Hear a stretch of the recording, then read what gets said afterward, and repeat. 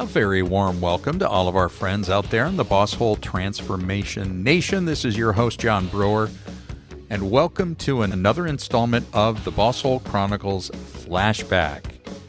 And let me tell you what the inspiration behind this was. It's Monday morning, August 25th, and I was actually looking on LinkedIn, and I saw our good friend, Mark Ostach, is speaking at the State SHRM Conference in Arizona.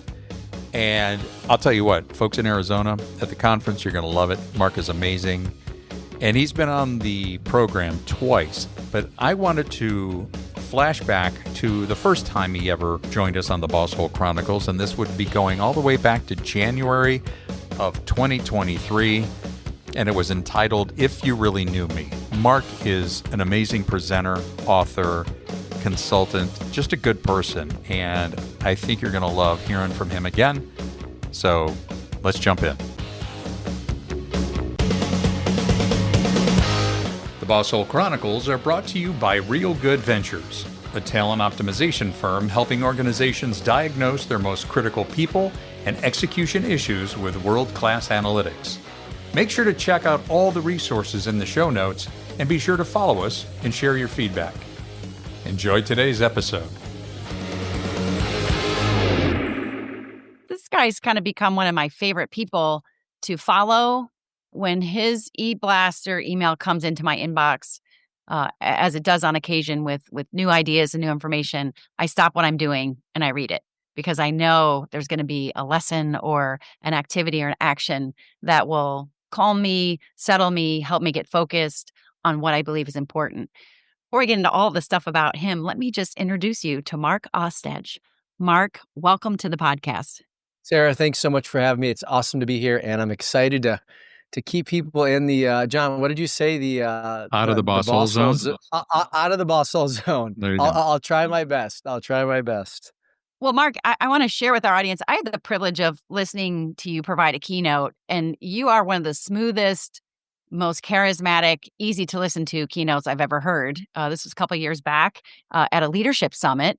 And this is really one of your main platforms is to provide keynote speeches. You've done TED Talks. You've written 2 books. We'll talk about both of them today. One just released most recently. It's one that I've been sharing with my clients, but we'll get into that. You're a frequently featured speaker on USA Today. And the subject matter that you talk about is very specialized. I would like to toss it to you, Mark, to tell us a little bit about how you arrived as an expert in digital detox, among other things, and just tell us a little bit about your journey and what you share today. Yeah, Sarah, I appreciate you teeing that up. So the space that I'm in, and I always, my ears get red when I hear the word expert because I feel like we all are lifelong learners.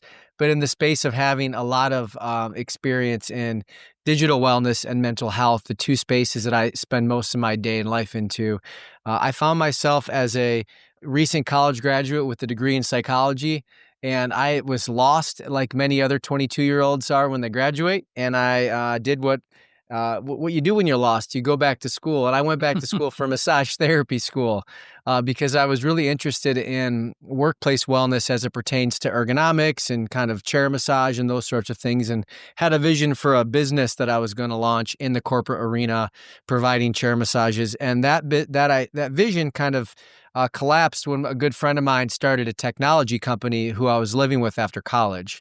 So he hired me. Actually, I worked for him for free for about 8 months until we could go from 2 people to 3 people on payroll, which was fun.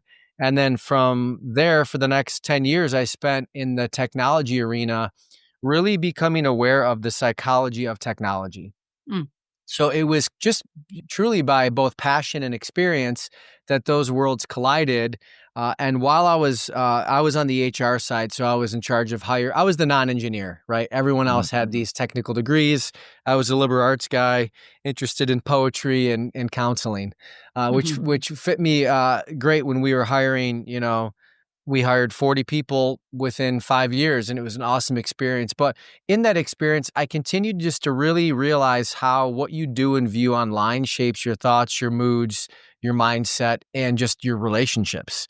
And that kind of focus became a bit of an obsession and I found myself bootstrapping a technology company that allowed you to better manage your time on the internet. This was 12 years ago, and our mission was to say, if we can show users and people how their mood is impacted by the sites they go to, then they'll be more aware of the sites that make them sad, mad, frustrated, etc. Yes.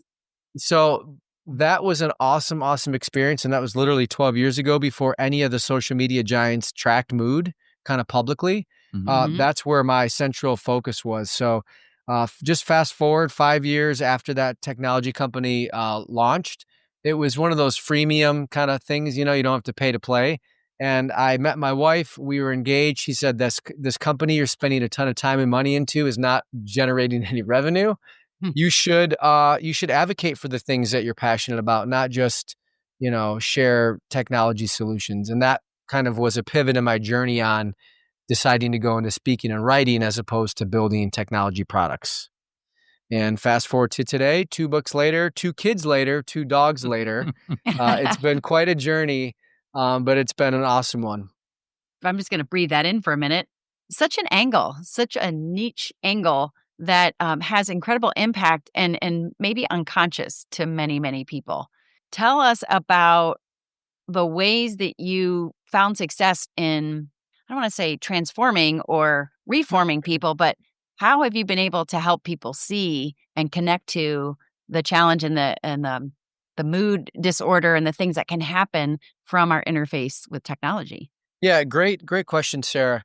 I've got a 92-year-old mentor who always tells me that simple things unite and complex things divide. Very simple, right? So I feel like what I've been able to do is just share some simple things that we need to be mindful of. And an example of that is looking at our digital calories the same way we look at our physical calories. So we're all hyper aware of, you get things like biohacking and, people are like measuring out the amount of grams or macros they eat or consume. But what does that look like as it pertains to your digital life? So that simple metaphor has been used for a decade for me, just kind of inviting people into the dialogue. So that's a for instance. I think another thing that I've realized is that stories connect. So Sarah mentioned the newsletter. I send a story out a month. It's been really cool to be able to, just share stories about not so much traditional digital detox information and things like that. I'm actually more interested in making sure the endangered human connection element doesn't get lost in the transactional nature of our days, which I think going back to like becoming a boss hole, which we're trying to avoid.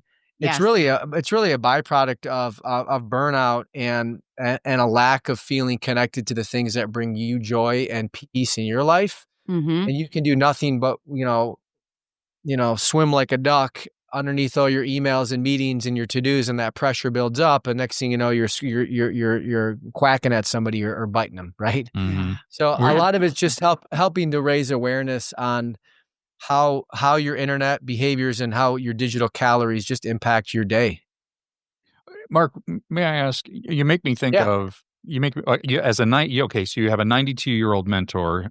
That's remarkable, and what a blessing to have somebody like that in your life. And also, that's somebody who was around and working well before the advent of the technology we know today. Okay, I mean there have been technological advances ever since that person was working, but I got to imagine relative to managers and supervisors that on the one hand, the technology presents itself as a great convenience, but it also can make us a bit lazy around not investing that time in one another. In other words, it's very easy to just shoot out a text, an email, Slack response of some sort, when really it is better served by picking up the phone. And I mean, is that really where you're seeing some of this as well? Yeah, and just kind of commenting on my mentor, who's 92, started off his career as a physician, where he was making $5 patient visits, like house calls, like with the black bag, going to your patient's house for $5. So literally, not even fax machines didn't even exist. But kind of laddering that back to your question, John, I think there's almost been, and I feel it sometimes too, like there's been a fear just to pick up the phone and call somebody. You feel like you're going to disrupt them. Your own focus on, well, that's going to take 20 minutes as opposed to the 2 minutes that I could just dump another to do in their inbox, as opposed to truly calling them. Right. So there's been recent research that shows like communication preferences across demographics and psychographics. And one of the interesting things that came out of that communication research for me that I took away was how much people prefer texting across like millennials, Gen Zs, boomers. That seems a little counterproductive to me. But in the same breath, I think one of the reasons why is because there's not enough time in the day to make those phone calls, or at least that's the story that we're subscribing to. I would push back and say it's the opposite. You can get a heck of a lot more done with a phone call. You just might need to be bold and call people before 8 a.m. when they're actually available. So when you call them before 8 a.m., don't just go right to the jugular of what it is you want. Check in, acknowledge the beauty of the sunrise that you're looking at in your commute or out your office window. Try to find a common ground that's rooted in some of the beauty of which is the new day in front of you, and then get into what it is that you're looking to get or take away from that communication point. That's a good reminder to not be all business, but to foster that connection and savor the things that we're grateful for as we engage. Because the relationships we have with clients and colleagues and vendor partners and others, they're really blessings. If you look at them that way, they truly are. Well, this might be a good time to highlight too. You have a resource that I've started sharing with all my clients, which is a gratitude journal. It's a tiny little book of wonder that you created. It's a 14-day journey. And not to shift gears radically away from what we were talking about, but let's pause for a moment and bring in this idea of gratitude. Tell us about the inspiration for this little journal. Yes. So, like many other struggling writers, I had a desire to write a book, and I had a couple manuscripts that were starting and stopping. So then, God had kind of given me a vision for this little incremental step towards authorship, which is this little gratitude notebook, Sarah, that you're referencing. And I know those that are listening can't quite see it, but picture your iPhone, because it's about the size of an iPhone. Right. And that was by design. And the idea was, can you pick up kind of a habit of gratitude before you pick up your phone? So the hope is that it's a 2-week little challenge. There's a quote on one side, and then there's a page for you to write what you're worried about and then what you're grateful for. And the idea is that if you can do that for 2 weeks, you might shift some of that doom scrolling that happens first thing out of bed before you've even peed or brushed your teeth, and gotten into a little bit more of a heart of thanks and praise, which, Sarah, and I know, and John, I don't know you as well as I know Sarah, but like, it is we need to be like almost like diligent warriors in how we are cultivating gratitude with all of the heaviness of the world. Amen. Yes. That is so true. Yes. Yeah. Yes. Yeah. And people can, they can purchase this for themselves, for their teams. We'll put a link in our show notes, Mark, Awesome. so that people can go right to your website. They're deeply inexpensive for the value they provide. Thank you, So I Sarah. encourage. Yeah. And it's funny because how you described, how this little notebook came to be is a great segue into the two things that I wanted to make sure we talked about. One is in 2020, you wrote a book that was designed to help people build courage and connection online. Yes. To really become comfortable and confident and powerful in their connection with people. And how timely was that? Because we were in the midst of the lockdown. Tell us a little bit about that book, and then we'll jump forward and talk about your latest book, which again centers on connection and culture of connection and belonging. There's an incredible theme here. So tell us about. Yeah, thank you, Sarah. It is all God's timing, and what you don't read between the pages or on the back of the book of Courage to Connect, which came out in July of 2020, was a very scared child, and that scared child was me. And the background behind that was I had been building the speaking business on the side through a side hustle, using my vacation days and kind of maneuvering my schedule to a point where it reached a threshold where I had to maintain my integrity at my current employer and say, hey, listen, this is what I want to do full time. Can we talk about a succession plan over the next 6 months?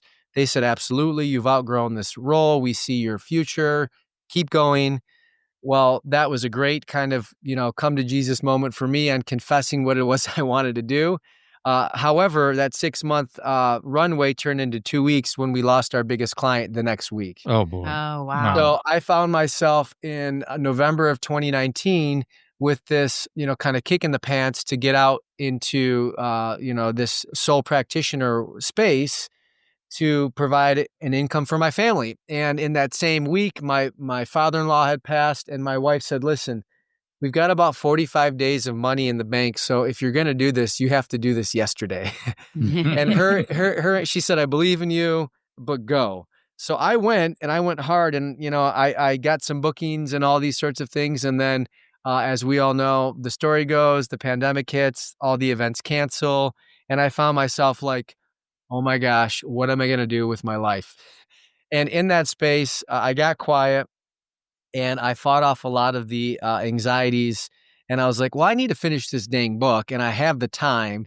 So I finished the book with help of a friend and got the book out. While I was finishing the book, this thing called Zoom, became mainstream.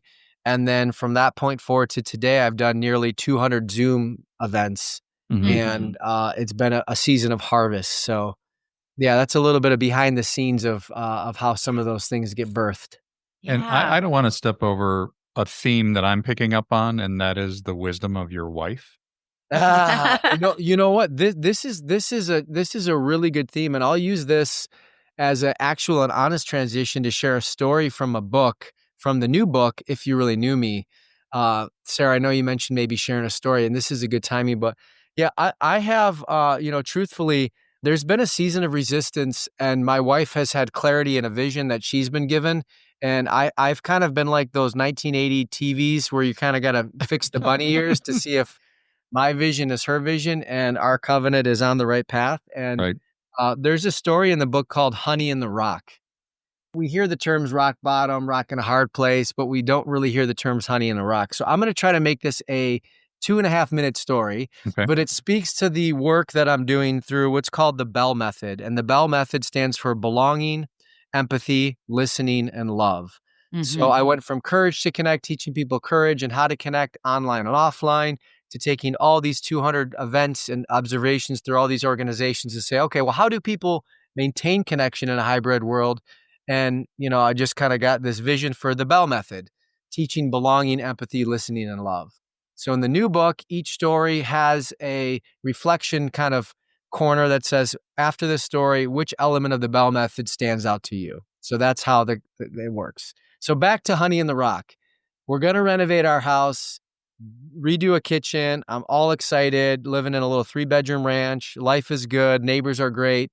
And we find ourselves at Lowe's on a typical date night, and we're about to sign for new appliances and new cabinets.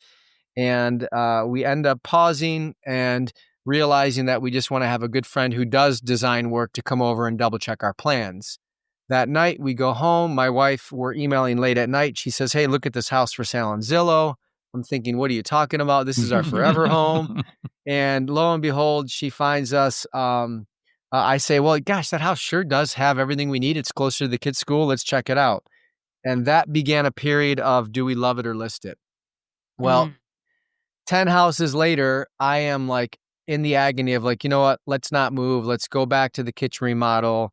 And she is like praying steadily, fasting for like clarity. And is this house for, should we move?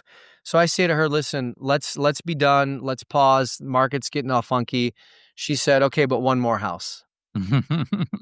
So we look at this one more house. It's on a dirt road on a lake, two things we never even fathomed. And we found ourselves really with the peace of God in this house. Kids were actually for the first time feeling the presence of like, okay, this could be my room. We have an 8 and 5-year-old. So looking at houses with little kids is one of the most challenging things that you'll ever do.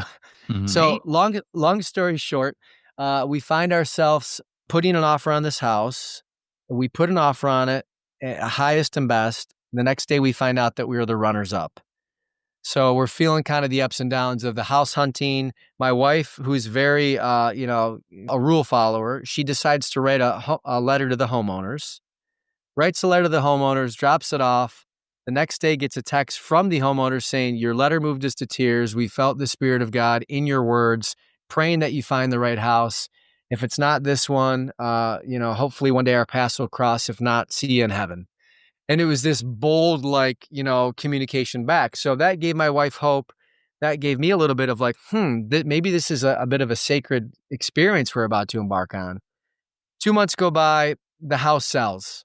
My wife is so focused on praying circles around this house. She's literally dropping the kids off and walking laps in the neighborhood as if we already live there. Mm-hmm. I'm eating sugary M&Ms with the kids watching Sonic 2 at the theaters. And she's like, no sugar. I need to have clarity, right? Mm-hmm. So the house sells and we're driving in the car on this one day and we're it's 3 days after the house sells. And we have this running joke for the last 2 months. Hey, did Amy call you? Amy's the homeowner. Yeah. Well, Amy never calls. And as we're driving, days after the house sells, we get a text from Amy and it says, you're never going to believe this, but the people that bought our house came to move in. They purchased it over Zoom, right? 2022. They never walked the house. They came to move in with their cars and the keys. They legally own it. And they said, this house isn't the right house for us. We're going to put it back on the market. Wow. So Amy says, I remember the card you wrote us. You should get in touch with their realtors. They didn't put it back on the market. They sold it to us. A whole series of things happened kind of that I'll spare the details. You can read the story in the book. But it was this kind of divine calling of this sacred house that is for us didn't kind of come out the way that I had envisioned it in my mind. Mm-hmm.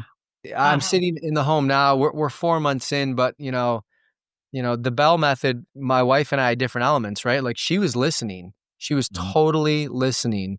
She was feeling that, God's whisper. She was acting on that, and I wasn't, right? So here we are in the home 4 months later and still a whole bunch of growth. I think that when you find yourself in situations of change and new experiences, sometimes the growth can be it can almost be so intimidating or debilitating that you get lost in the wilderness. So Yes. Mm-hmm.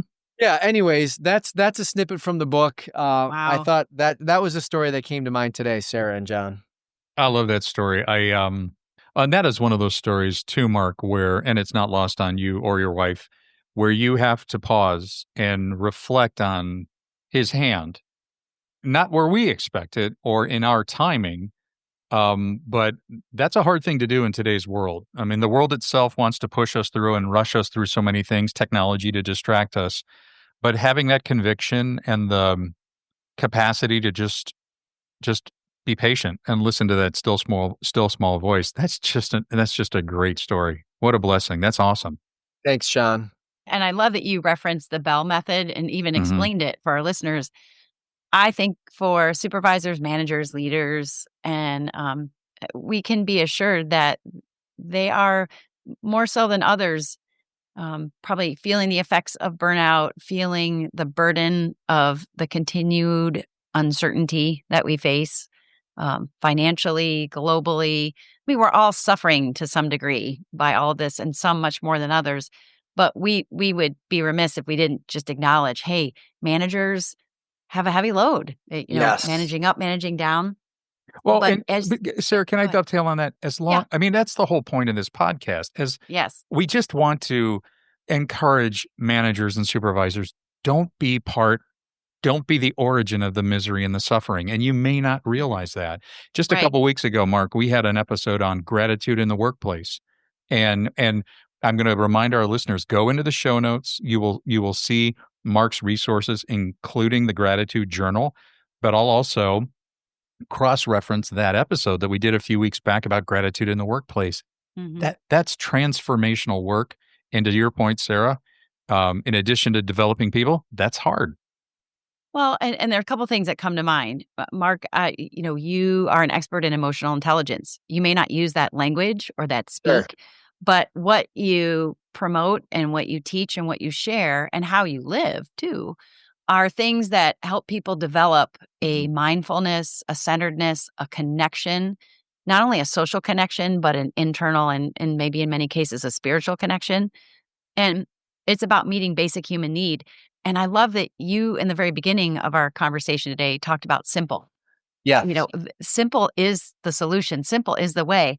So how about for managers and supervisors and leaders and others that have influence over people to just remember belonging, empathy, listening, and love are pretty much all you have to focus on. Right. Well, not all, but Yeah. mostly what you have to focus on when Good it start. comes to getting the best out of your team and creating the best for your team. But it also means that you have to find that yourself.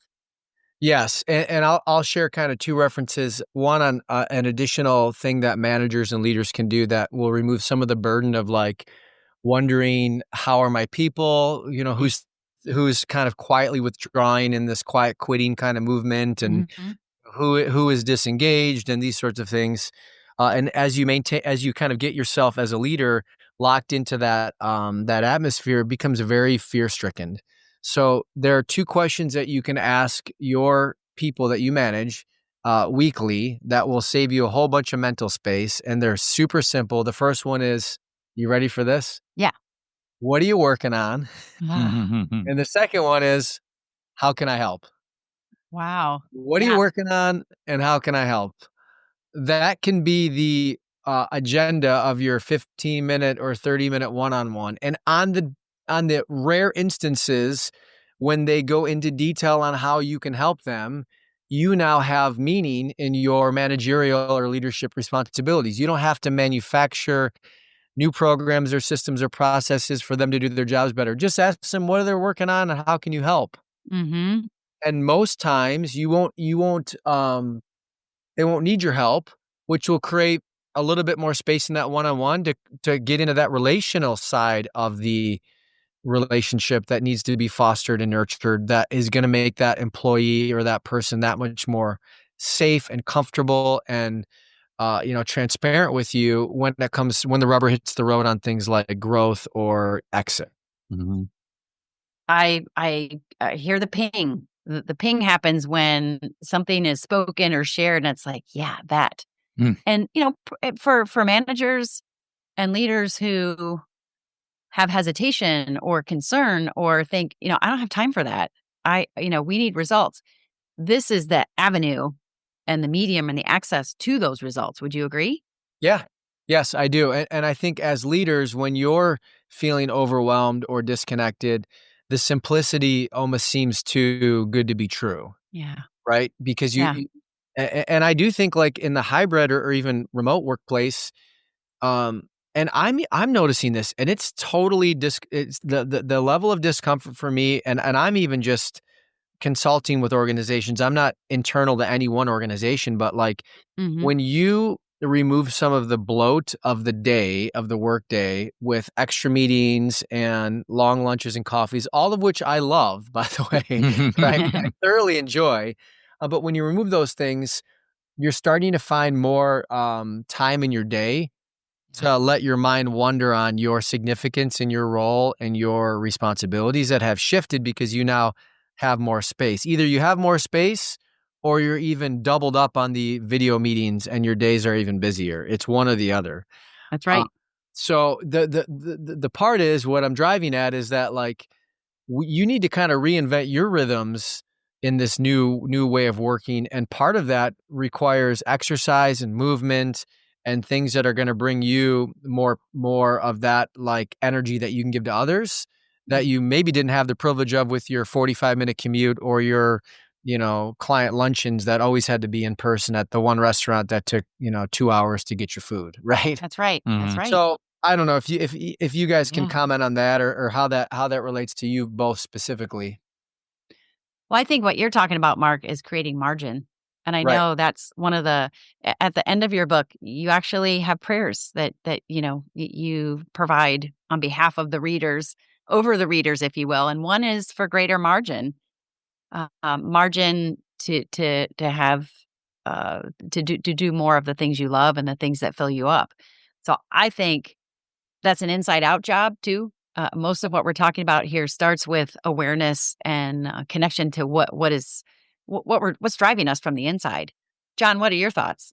Well, your question mark made me think of a number of conversations I've had, I think we've had over the last couple of years where some organizations are saying, well, you know what, we're going to have people coming back to the workplace. And some are saying we're going to mandate that.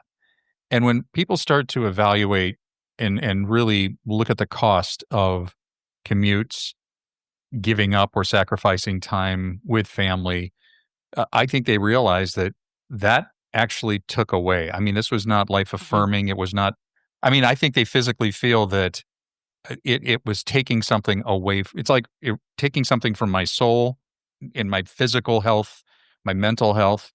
I think that's why we're getting a lot of people saying, I just don't want that anymore. There is something more. But more doesn't mean filling it with more technology. It doesn't mean jamming more stuff into that 45 minutes or an hour that you have in the morning. Let's not step over the fact that, Mark, you have a deep and strong faith, as do Sarah and myself. And when I think there are people out there thinking there's got to be more, there's something else to, we talk about helping people find meaning and fulfillment in their work. I think there's a hunger, and that hunger is related to something. So when people say, I think there's something more out there, the answer is yes, there absolutely is. Right. Yeah. I will give a healthy confession. Like, I am in a season of margin, and I'm having to learn how to have it. I You bet. know what I mean? Like, there's a lot of anxieties and like habits and routines that are like, whoa, like, do I need to do this? And part of it's because we moved out into the sticks a little bit. So I have a little bit more time on my hands. But then that goes back to like, all right, well, 20 years into my career, I've had this mentor for 15 years who's been just a brilliant person in my life. It's like, how am I starting to give more of my time? Right. And I think a lot of people that find themselves, whether it's you're in the middle of your career, or whether you're sunsetting or taking an early retirement or downshifting, like, you have time on your hands, and without intentionality behind that time, it can drive you nuts. That's right. It's the other end of the spectrum, which is equally stressful and challenging. But just even thinking about your book, the reflections and the opportunity to digest the content personally after each story, I think would be a great exercise for anybody who's finding themselves. We often refer to it as liminal space, which was another podcast episode we did a while back with Rick and Amy Simmons. I first heard about liminal space from Father Richard Rohr, who is just an amazing contemplative kind of priest. But it's this idea of, we're in between. Like, what we knew before doesn't exist anymore, and what is coming to be is not fully known. But how can we settle in, find margin, capitalize on the margin, and explore the opportunity that this in-between space provides for us? And it does provide incredible opportunity. But I think the message that you're sharing today, Mark, is, like, it starts with connection. It starts with connection to you and connection to others. Yes. And really, all the other stuff gets figured out. It does get figured out. Well, Mark, what's next on the horizon for you? What is right around the corner that you're excited about?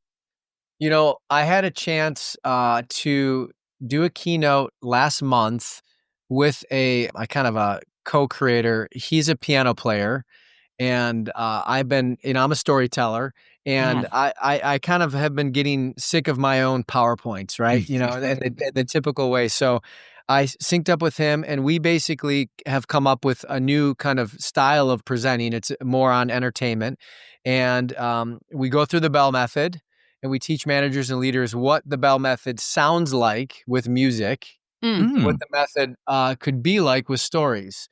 So it's this little like back and forth. It's a little cooler than who was it? Dave Letterman and Paul, kind of the the back Paul and Schaefer, forth. that's right. Yeah. Paul Schaefer. But like, for instance, when we look at the OWL method for listening, right? I say, Bob's a piano player named Bob. What does listening sound like? And he starts playing, Hello from Adele, right? He starts, Nice. and then I'm like, Bob, all right, that's good, but like, when you show up on your Zoom session and it's 12:01 and there's 8 people on the invite and you're the only one there, like, and you're wondering, is this meeting going to happen? And the next thing you know, you've had 15 meetings and it's 4:30 and you've missed lunch, what does that sound like? Mm-hmm. And then he plays Comfortably Numb from Pink Floyd, right? Because it's just this whole like. So, and then I say, Bob, that's great. I'm glad that's what listening sounds like. Let me share with you what it looks like.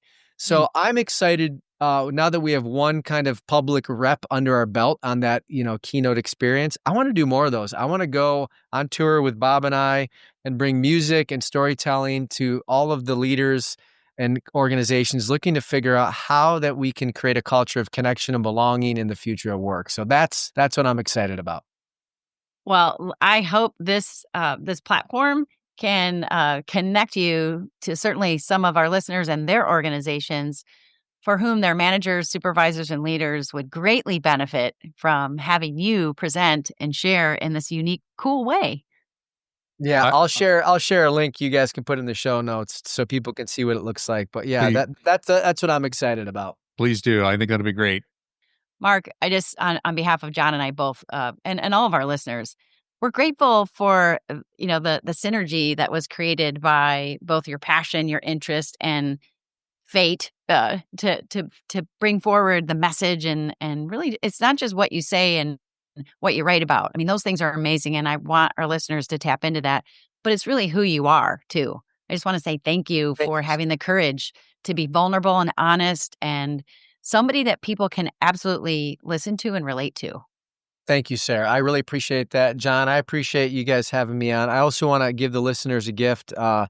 The new book, If You Really Knew Me, The Secret to Creating a Culture of Connection and Belonging. I'll send you a link for people to download an ebook version of that book. Thank you. Yeah, absolutely. And I hope they know what a gift it is. As I mentioned, I've been sharing this with my clients. I've given all of my adult children this book. My mom, I've been enjoying this book daily. So thank you, Mark. That's generous. Thank you, Sarah. Wonderful. Thank you, John. I appreciate it. Well, it's been great having you here. And everybody, check out the show notes, and we will see you next time on The Boss Hole Chronicles. Like I said, timeless wisdom from Kim Scott. You can see why I wanted to bring this back up for a flashback. So make sure you go into the show notes and listen to part 2 of that particular interview with Kim Scott and look at the resources that are available, and especially her new book, Radical Respect. Keep checking back to the Boss Hole Chronicles. We'll see you soon.